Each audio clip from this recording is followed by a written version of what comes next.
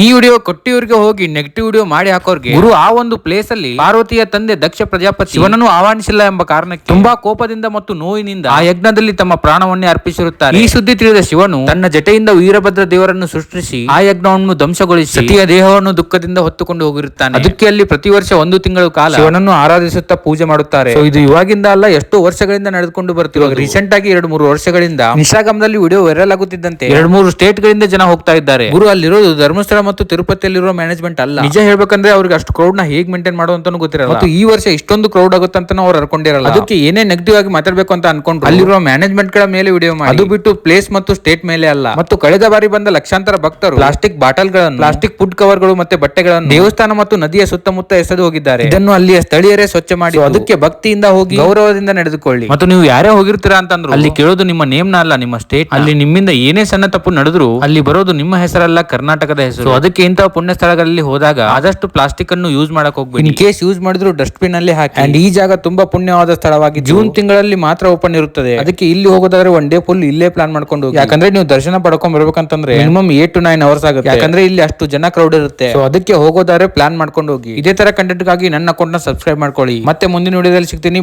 ಬಾಯ್.